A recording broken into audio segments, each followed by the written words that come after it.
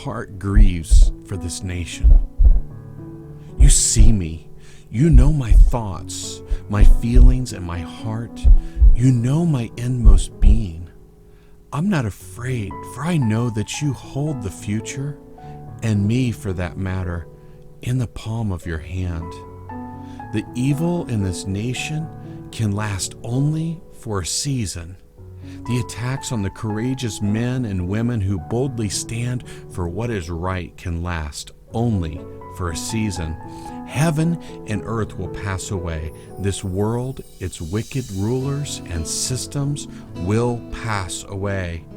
Yet how many perish today beneath the blindness of deception? How many go to their graves and their eternal destination, never having known, neither having been set free by the truth? The fickle desires of the world and the greedy have brought many to accept and even herald moral compromise. They march under a banner of relative truth and preach that there are no absolutes when it comes to right and wrong. What's right for me may not be right for you, or vice versa. They believe themselves fit to be their own moral compass, and yet they travel in circles with no true sense of certainty. Those that insist to the contrary and hold firmly to their ground are seen as tyrants. They are declared enemies of personal freedom. Yet it is those who cry, "Do as thou wilt," who drag behind them heavy chains of bondage. Do these ever lie awake at night, plagued by uncertainty? Do they ever find themselves overwhelmed by confusion and doubt? Land of the free and home of the brave. Land of the free and home of the brave. The words echo before me as I consider how far this once mighty nation has fallen. The last vestiges of freedom are perhaps the only ones that were ever true in the first place, namely, freedom in Jesus Christ. Otherwise, this is the land of duct tape for those who dare to speak out against the evil agenda of the ruling elite. It is the land of legal battles for those who stand for truth and righteousness or expose evil for what it is. It is slipping away. Freedom is the cherished ideal that is abundant as a concept, but rare in this world. Home of the brave? To be sure, there are brave souls in this nation that battle the flow of wickedness every day. Yet these are not heralded for their vigilance or their unwavering position.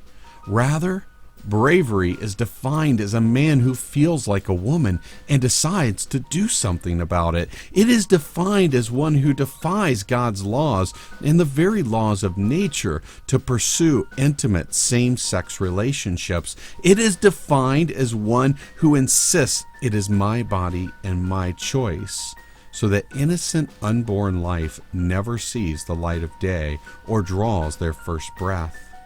To be sure, the prophet Isaiah would speak these words over this nation: "Woe to those who call evil good and good evil." In the face of this rushing tide, many once brave men have forsaken truth. They have abandoned bravery in favor of cowardice in the hopes that they would not appear to be old-fashioned, irrelevant, or outdated. They join the muddled voices of the masses as they concede to the pressures of this world and its system. Only for those who know that spiritual freedom is absolute does bravery become not just a choice, but a necessity. Being free in Christ means being free in a place that the enemy cannot even touch. This freedom is freedom from fear. Those who are no longer hostages of fear are uncommonly brave. It is this freedom and this bravery that are needed desperately in this hour. To those who know they are free in Christ and made brave, this is your call to action. It is your opportunity to stand in the middle of this rushing tide and declare, "I will not be moved." It is your chance to hold high a light in dark places. It is your time to hold fast to truth, even as it is under fierce attack by the evil forces of this world and its system. Today is your day to arise.